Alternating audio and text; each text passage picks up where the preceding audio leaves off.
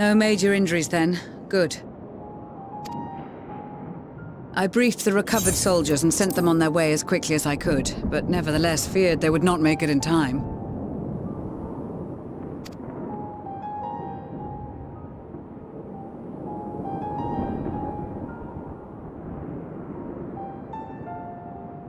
The additional support was invaluable. Your men saved more than a few lives.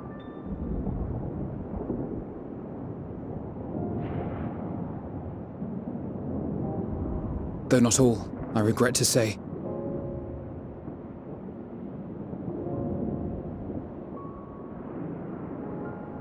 I take it that I'm addressing Lucia Junius. I'm the Forum's envoy, Fortuneau Leveilleur. And you are owed an explanation for these most dire developments.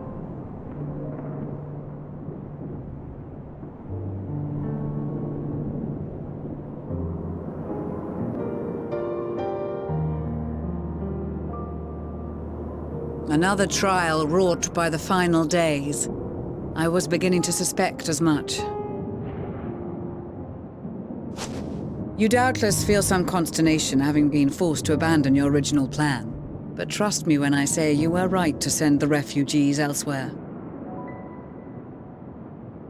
Beasts have been sighted within the capital. Perhaps it was a stroke of grim fortune that the population was decimated beforehand, as they've yet to appear in any great number, but in time. In any case, Maxima leads the remainder of the contingent in an effort to cull the creatures and evacuate the populace as we speak. Once the airships are taken to the skies, I pray your men can be persuaded to join him. You'll permit us to retain our weapons? I wouldn't have sent you after the Scions were I expecting you to stab them in the back. And I, for one, would not consider past transgressions more relevant than future contributions. Regardless of the circumstances that saw us at odds before, we need men of courage now, more than ever.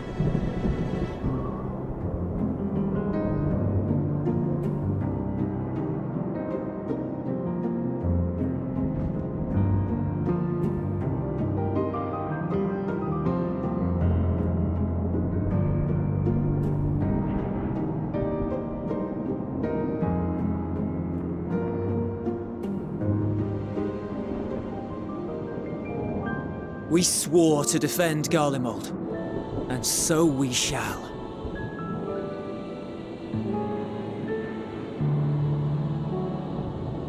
It seems you have everything under control. You will excuse me then, for mine own duties await. A moment, Master Fortuneau. You did desire to express your appreciation for services rendered, did you not? I did. Though if you intend to again ask that Charlian alter its course, you will find my gratitude insufficient. 'Tis nothing so onerous. I wish to hear the details of this grand endeavor of yours.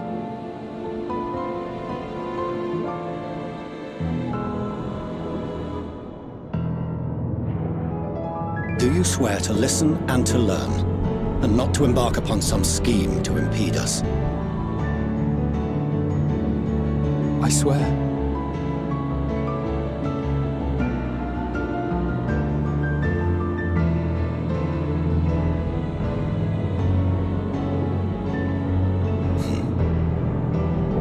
Any other, I would doubt. But you, I trust to keep your word. For not once have you broken it. Very well. I will request that the Forum make you privy to our plans. You may await our summons at the Baldessian Annex, assuming the decision is in your favor. Does that suffice? It does. You have my thanks. Excellent.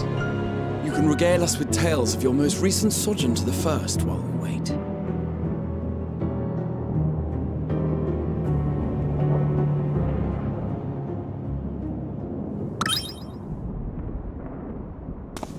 Did you hear something just now?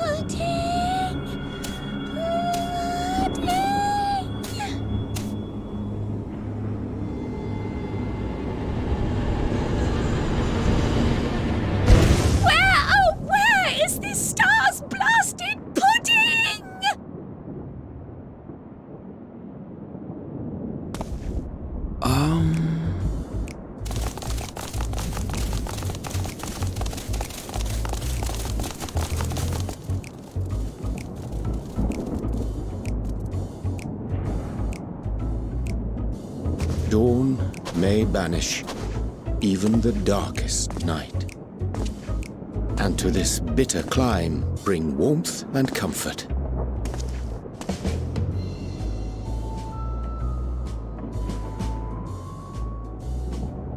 'Tis heartening to see such an assembly upon my return. I thought often of you whilst I looked down upon our star's brilliance from the moon above. Yes, but what are you doing here? And dressed like that? Aren't you cold? Verily, I fear for my health should I proceed to expound upon our purpose ere I procure more suitable garments. Then allow me to summarize. We're here because none of you lot are up there. Nor has anyone deigned to send word about any changes in the plans. It's rude, is what it is. At least that's what I thought at first, but then folks got to wondering if you weren't in a spot of bother, so we decided to take matters into our own hands. Come down here and help, if our help be needed. So she says, but it's also something of a convenient excuse to visit Aetherius. Oriange made it sound absolutely marvelous. More so before the impending doom, but still. And it's not like there will ever be a better time. What with the aforementioned doom? Marvellous, they say, yet not an ounce of pudding to be found. I must suffer Oriange's inferior works no more. Hey! Maybe consider the plight of present company before you go blathering on about pudding and doom? Ahem. As I was saying, should you require any assistance with whatever, we are at your disposal. We were born from Hydaelyn's love for the lives of this star, so naturally we would much prefer to see them continue. Twiddling our thumbs up on the moon is hardly conducive to that, though, is it? Not when you've all got such precious thoughts and feelings and hopes for the future deserving of more active preservation. Speaking to Oriange made us realize that while we've carried out our duties to the letter, we've failed to fulfill them in spirit. From there, it was just a hop, skip, and a jump towards resolving to do better. So please, show us how. Help us help you.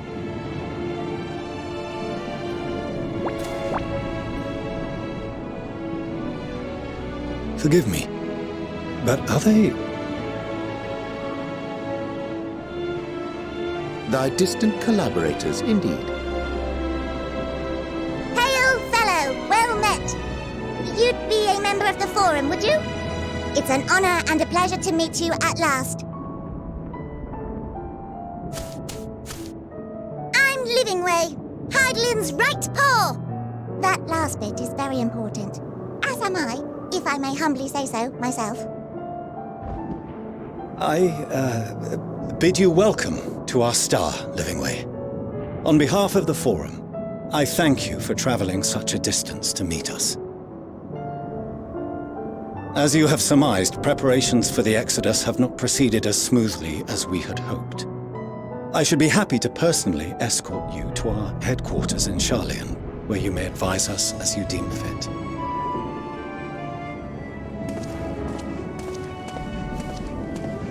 'Twas with reluctance that I set aside the great work of readying the moon for habitation. Be assured that I did so only after the Loperites made plain their earnest desire to come hither, and I myself felt a growing certainty that their contributions here would prove invaluable. 'Tis trite, perhaps, but I followed my heart.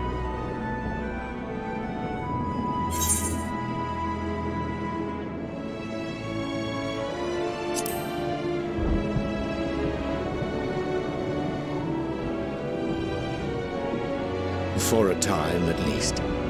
Nevertheless, 'twas worth the journey to find present company well. Wilt thou attend us at the Forum and lend thine own wisdom?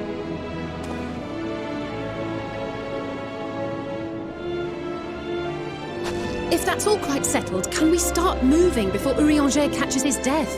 Even I'm freezing out here. Oh, I dare say you'll warm up quickly once you're aboard the airship. Sat shoulder to shoulder with our fur-covered friends.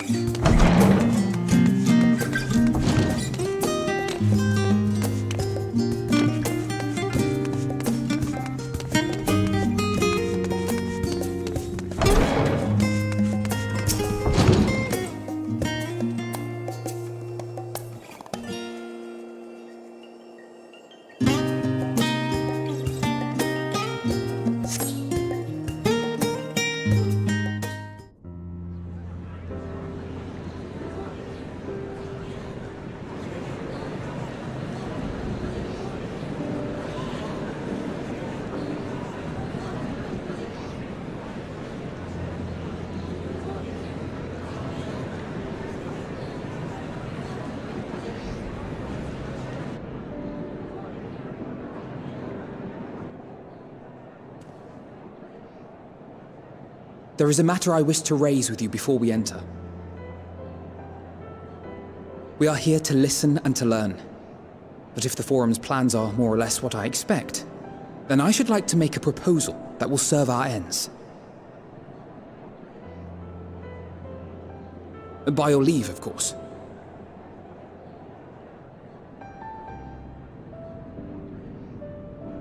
I don't see why not. Your words and wits have gotten us this far.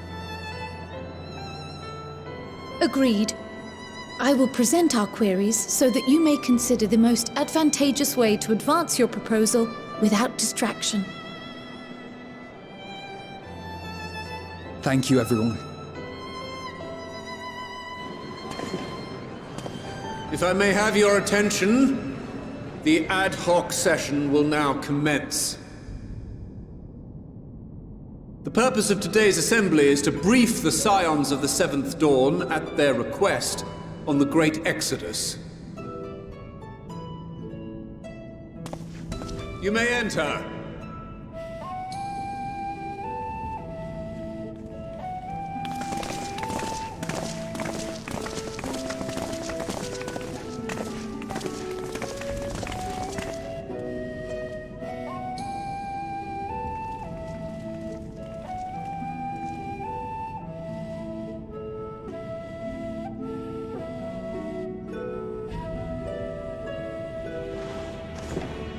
On behalf of the Forum, I commend your heroic actions on the Magna Glaciers. We shall not soon forget your service to us and the people of Radzat-Han. The Satrap, whom we have informed of the refugees' new arrangements, sings your praises as well. As an expression of our gratitude, we will endeavor to answer your questions as fully and openly as we are able. Then let us begin. First, it is the Forum's objective to ferry the life and knowledge of this star to the moon. Am I correct? You are. It is for this purpose that Sharlayan has labored these many long years. We have collected biological samples and scientific records from across the star. When the time comes, they will be moved from their places in Labyrinthos and Numenon and conveyed to safety. Once that critical task has been accomplished, we will begin transporting the Sharlayan citizenry, which has been categorized into groups.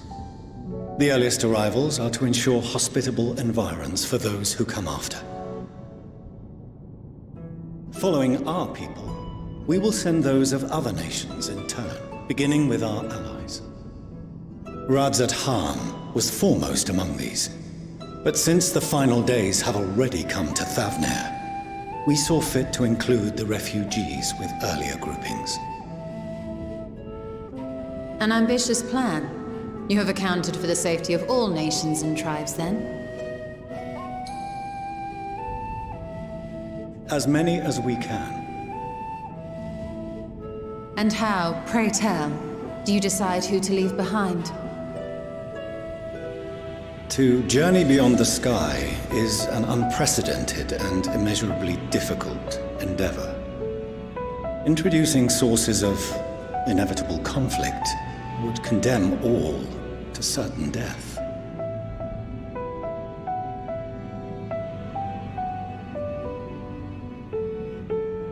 Questions as to the validity of that approach aside, are your plans proceeding apace? We're under the impression that your primary means of celestial transportation is incomplete.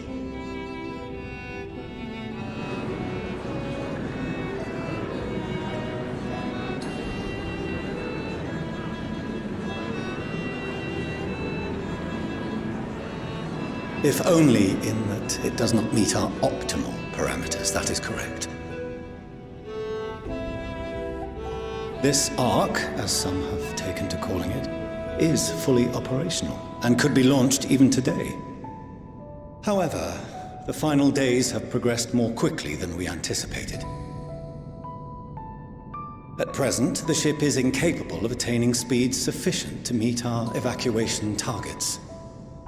Should we put the vessel into service, as it is now, we will be unable to travel to the moon and back quickly enough to complete the necessary number of trips. Precious lives and knowledge will be lost. Seven hells. Is there anything to be done? The ether burner, the primary means of propulsion once the craft is in the space between stars, is undergoing testing to determine whether it can be made more efficient. Though cargo is being loaded for the initial phase of the Exodus, we are prepared to continue our experimentation up to the day before launch, should it prove necessary.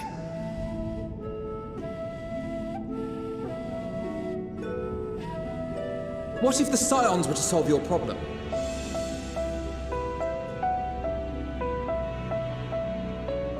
We shall help devise a means to improve the ether burner's efficiency, on 2 conditions. If we succeed, you must allow us to meet with Hydaelyn.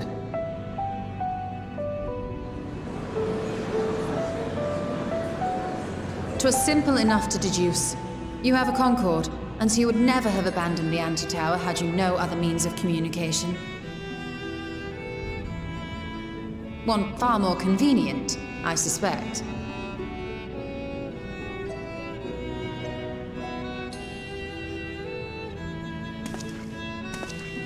The second condition, also to be met upon our success, is that we be permitted to propose another use for your Ark.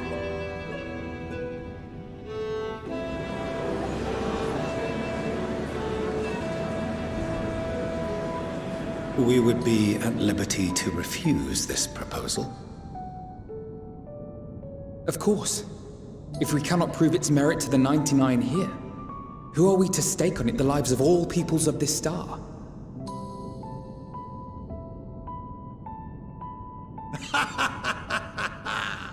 Delightful as always, Master Alfino.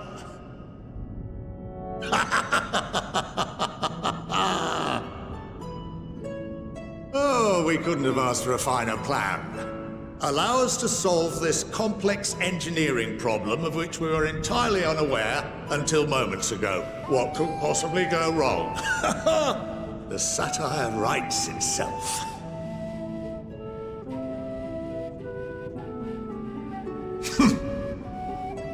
Yet, what field has not benefited from a change in perspective?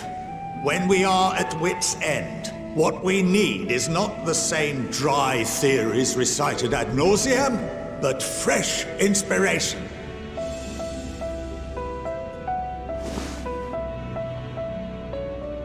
I, for one, have faith in my erstwhile students to provide it, and I find their terms to be perfectly acceptable.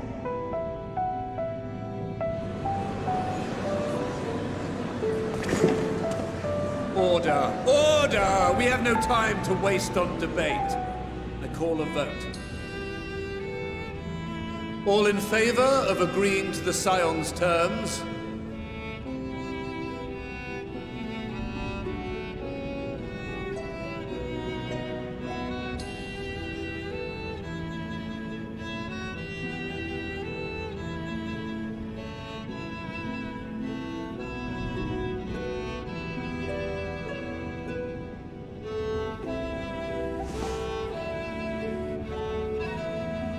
"71 in favor, 28 against. The ayes have it. Fortuneau, as the architect of this project, you are the best candidate to show them its current state. And bear in mind that regardless of your personal misgivings, this is the will of the Forum.